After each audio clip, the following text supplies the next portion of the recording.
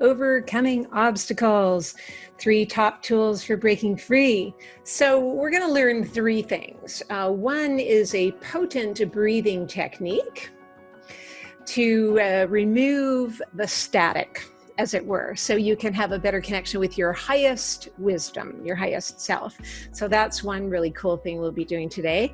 And number 2 is a powerful guided process to remove or lessen pain. And that could be physical pain, it could be emotional pain, mental pain, even spiritual pain. So be thinking if there's anything around that would be useful for you. And number 3 is a creative visualization technique to help you make good decisions about how to break free from obstacles. Be thinking about areas of life such as where you're feeling confused about how to make a decision, overwhelmed by obstacles. For example, whether or not to quit a job, whether or not to start a business, how to deal with a cash flow problem you might be dealing with right now, how to find a new place to live, how to heal from a pesky health issue going on for you right now, how to get back on track and feel more on purpose. So I want to talk about what I call heart-based logic. So it's kind of a multi-dimensional way of thinking. And heart-based logic is as opposed to linear logic. So it's combining the best of all parts of your brain. Calculating decisions based on heart logic, as I said, is a multi-dimensional way of thinking rather than linear way of thinking, doing it from just your head, because it actually bypasses what I call limiting programs that may have lodged in your subconscious mind. Now, your heart is connected to, I believe, your soul, your eternal self, and therefore you can tap into your extrasensory perceptions. It's also a more highly evolved part of your body-mind system that can look at issues and consider a much wider variety of consequences. So you may have been familiar with the book Blink, where Malcolm Gladwell studied the decision-making ability of people who can easily access something in the blink of an eye and be entirely accurate, such as whether or not a piece of art was a fake or not, or how to instantly make a decision so that you avoid being killed in battle. And so that's what I'm talking about here with heart-based logic. It does require consistency and dedication. And at one point, you actually feel this sort of massive shift over to heart-based logic, and it actually feels like a burden that is lifted off your body when you start to think from this place. Any practice you have that involves meditation, it helps you do that. Now let's just define meditation. Meditation doesn't only mean sitting like this in the lotus position for 18 hours, just watching your breathing with no thoughts going through your head. That's pretty hard. And I think that puts some people off meditation, but just to expand what I mean by that, I think it's really about reconnecting to your true self in the present moment. And that can be done by going on a walk in nature, being fully immersed in a project that feels totally in alignment and on purpose, standing at a stoplight, you could go into that space, right? And we go in and out of it during the day, but a lot of people are not in it very often, and you lose a lot of power when you're not in that space, right? The negative sabotaging thoughts and programs completely lose their power in the present moment. So that's a really important thing to remember. That's why everyone's always saying, get into the present moment, because every time we go into meditation, it's a process of slowly building a stronger connection with the true self and slowly uncovering the true nature of who you really are.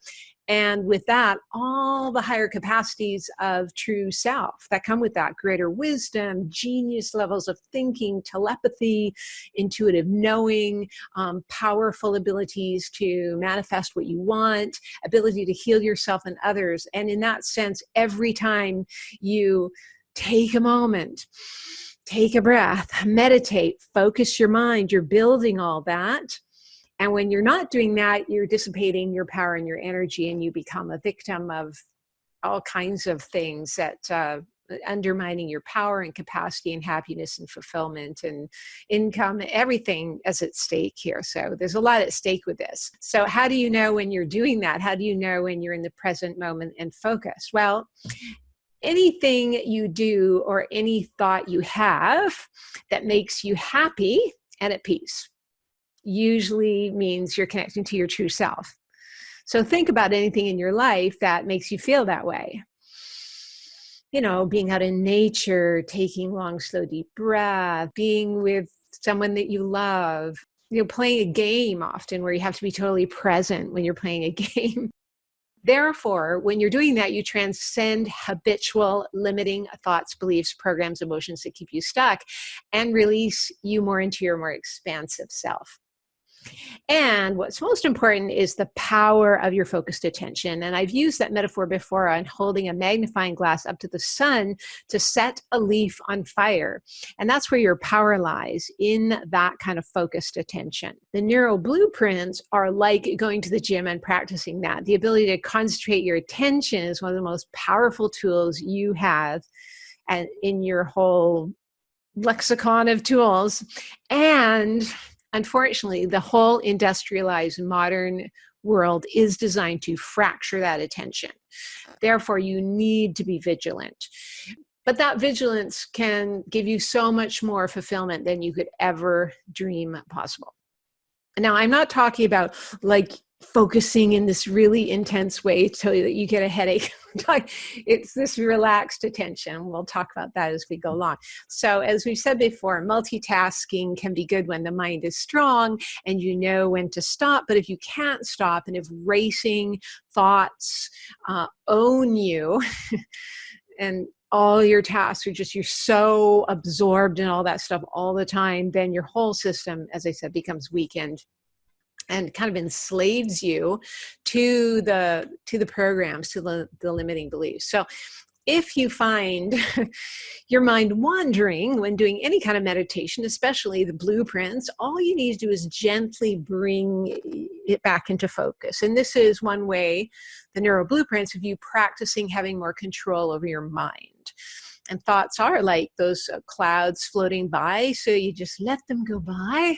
Don't hold on to them. You don't need them. And the monkey mind will try to convince you that you do need to be ruminating on these thoughts, but that's just not true. So if you feel, by the way, any kind of emotional pain or stuck energy or tension or resistance in any area of life, and in particular in doing the neural blueprints, and we're going to do a process to help you with that in a moment to dissolve it, it is possible to dissolve through that. And often that procrastination and resistance to doing something that will bring you into that meditative state is very common. And I'll tell you why it's common, because the monkey mind doesn't want you to take back control of your mind and how you focus your attention, because then it loses power. But you are the boss. And you are 1,000 times stronger. And as soon as you know that and own it and use your authority in a clear, gentle, yet powerful way, that monkey mind can't win. And that knowing alone and owning that will change your entire life. So you can do these processes I'm teaching you today. Say if you wake up in the middle of the night and you start worrying about something. I'm sure we've all done that. And so all three of these tools, you can use it for that. Or just if you find you're just in a negative state of mind about something and ruminating about it, you can do it then. Or you just feel stuck or in an indecisive mode. So we're going to start right now. So what I invite you to do is sit with your spine straight and just close your eyes, and if possible, and try to sit up straight and with your chin a little bit dropped, and just close your eyes and feet flat on the floor, because that will just help ensure good energy flowing through your body. As I said in the beginning, number one that we were going to cover today is a potent breathing technique to remove the static so that you can have a better connection to your highest wisdom. So this will increase the relaxation hormones and decrease stress hormones. And the best kind of breath for that is where you constrict the back of your throat, and it's called Ujjayi pranayama breathing. And you might be familiar with it if you've ever done yoga. I also call it the Darth Vader breath. Remember how it would be like, It involves constricting the back of your throat as you breathe. It's like when you whisper, like just say the word whisper right now and feel what's happening at the back of your throat. You will automatically constrict the back of your throat. So if you think you can't figure out how to do it, that's how you do it. So if you constrict the back of your throat while you breathe in air through your nose, it's that Darth Vader sound. And as you exhale as well. So you want to constrict the back of your throat both while the air goes in and as the air goes out. And the reason to do that is it opens up these deeper capillaries. As I was showing you here, goes really deep into the smallest capillaries, which is super important if you want to help clear out pollution, toxins, buildup of stress hormones, and then fill those capillaries with that fresh oxygen, which relaxes your body. Because if your body isn't getting enough of that really fresh kind of oxygen or a certain percentage of oxygen, if you're not breathing more fully, it tends to stress your body out. And then the stress hormones go up. And a lot of people restrict their breathing as an unconscious habit throughout their whole day, just trying to beat the clock to get things done, rushing to the store, trying to negotiate through traffic.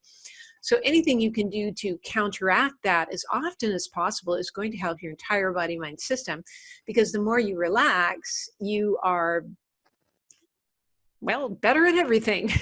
The better your brain works, the better your body works, the happier you feel, the better you communicator you are in relationships, the better you're doing your work. You have more tolerance for things that might normally set you off. It's really a one-stop shop for a lot of good things. So let's do that breath a few times. So breathing in, constricting the back of your throat to the count of 4, and just hold it for the count of 4, and breathing out the back of your throat. Let's do that again. Breathing in to the count of 4, constricting the back of your throat.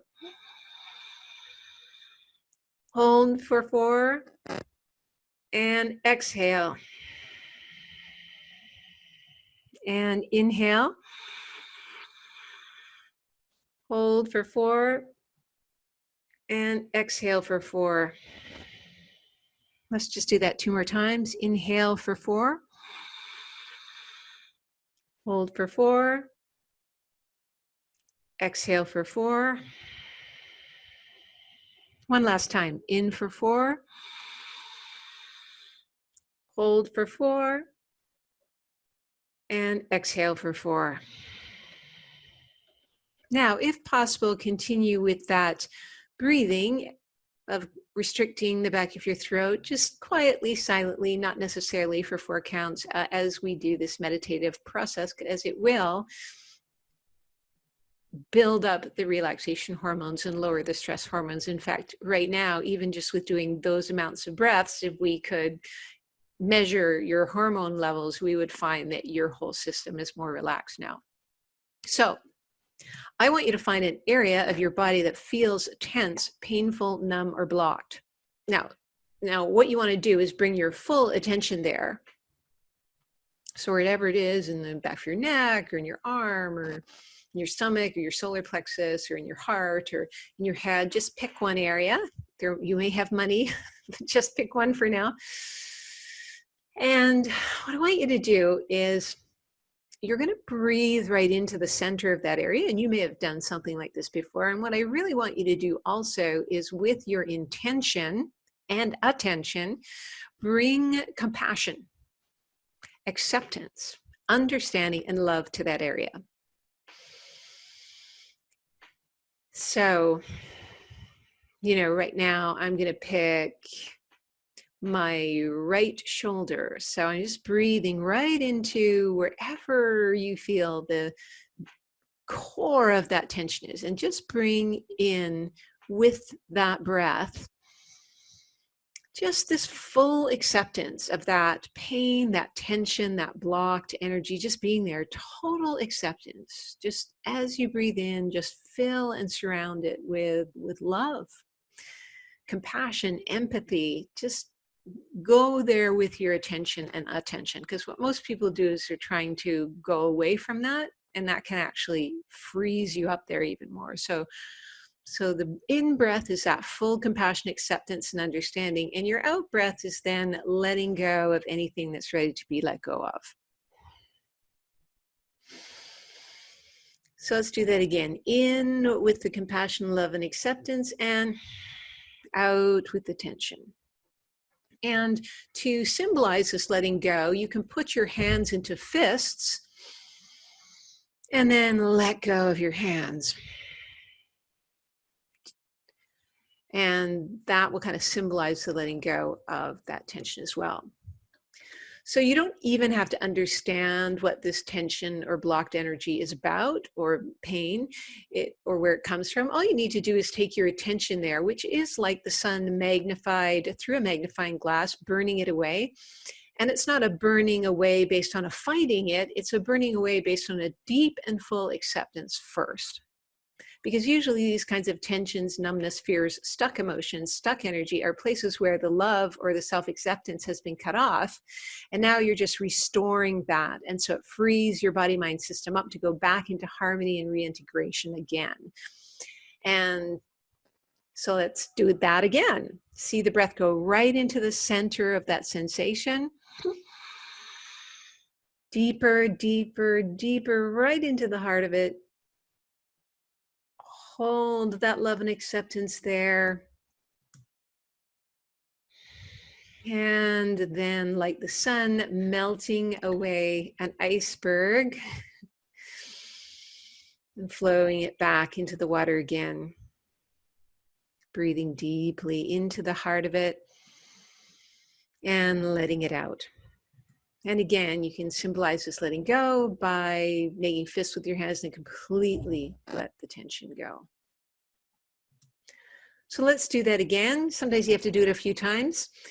Sometimes it works the first time, but a few times might be more the trick, depending on how long that tension's been there. So again, breathing right into the heart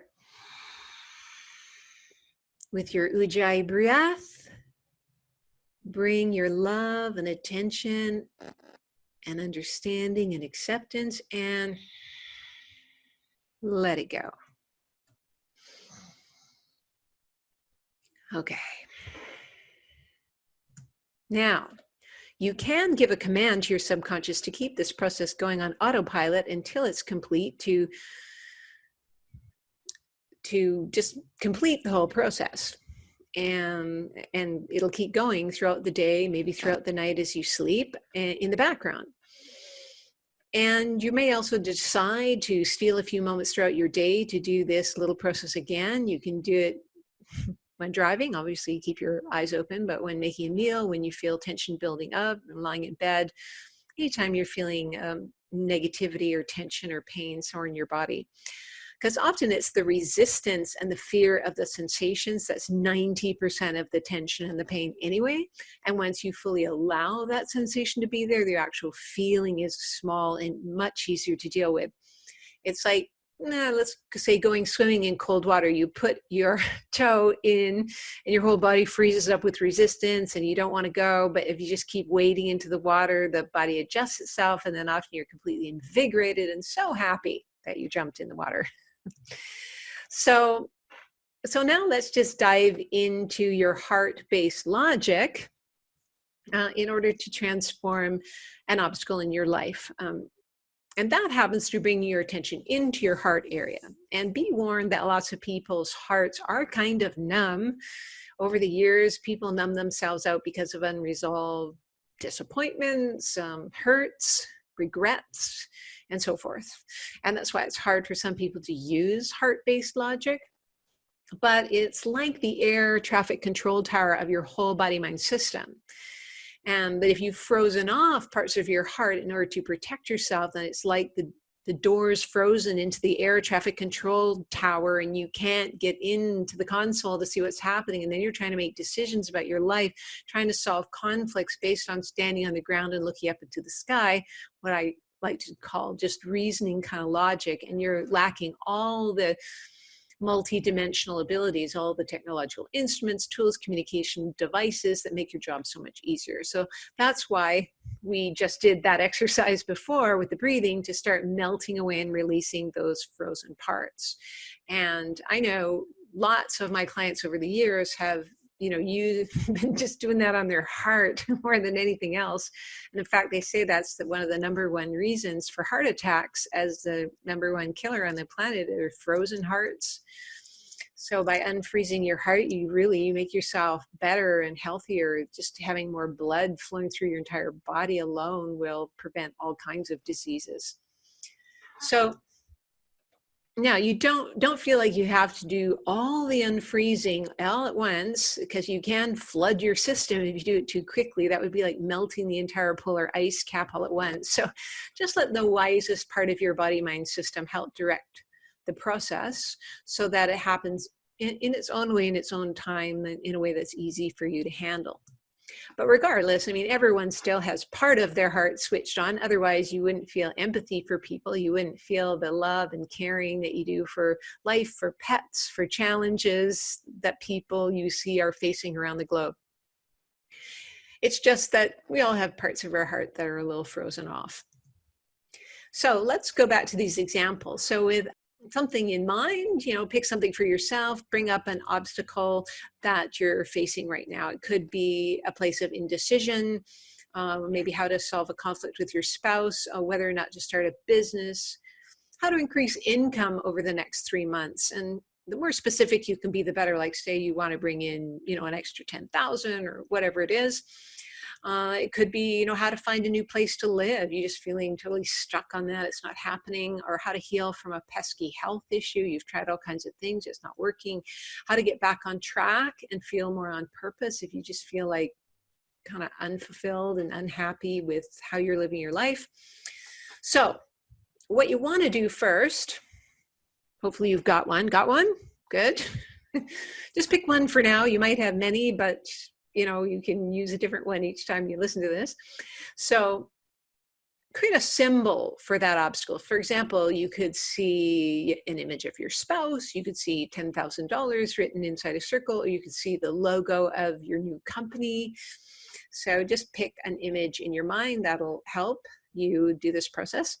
Now, imagine you could sort of shrink yourself down and go right inside your heart.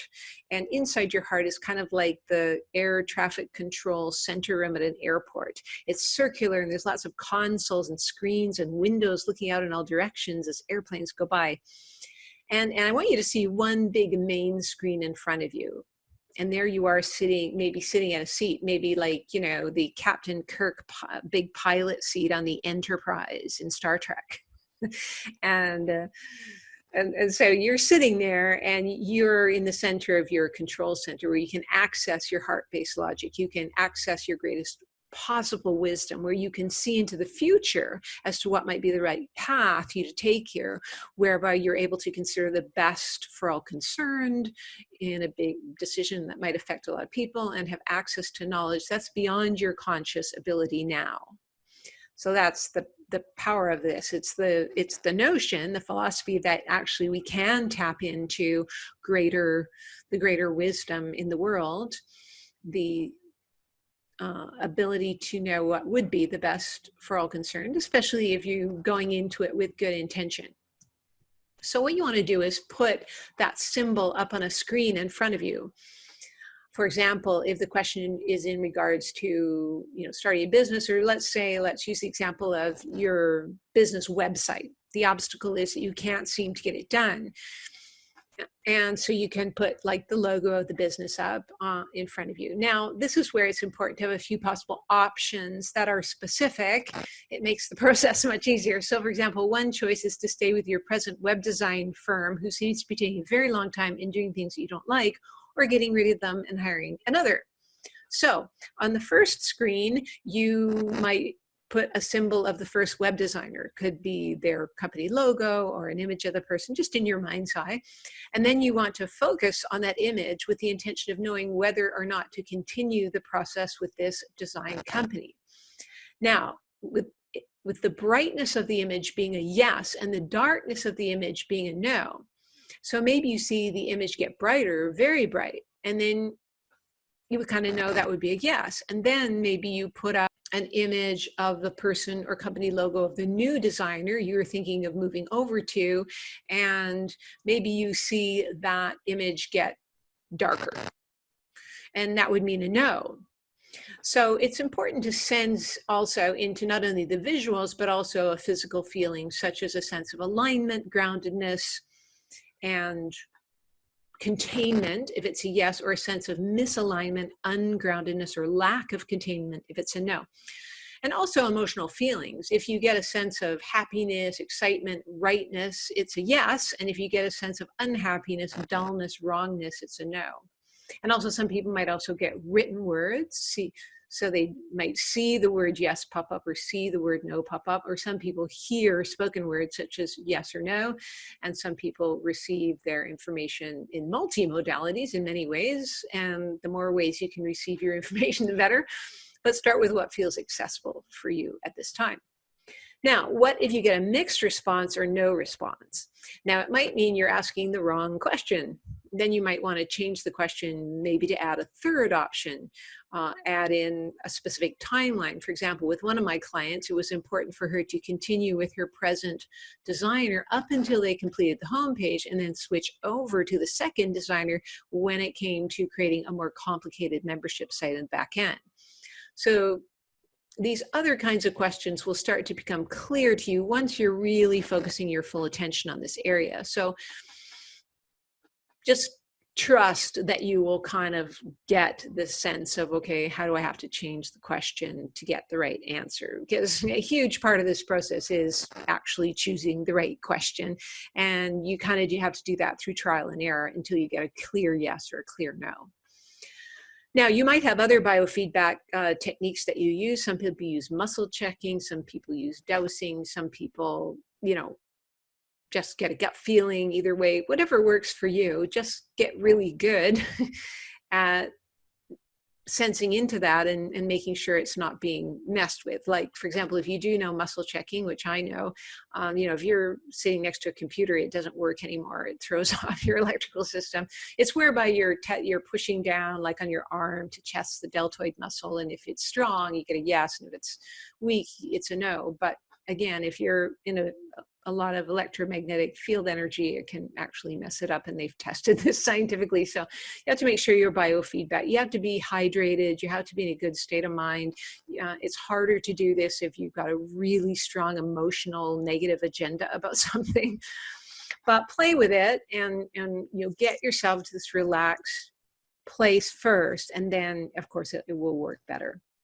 I've been using these tools for probably over 15 years now, and I can do it very quickly on a phone call with someone, and they're offering me, say, an opportunity to speak at an event. And I used to kind of make decisions based on just one thing, where it was or who it was for. But now I can tap into all these multimodalities by immediately going into a relaxed place and know, especially if you have to make a decision at the last minute, and be able to make that really good and important decision. Until next time, thanks for listening.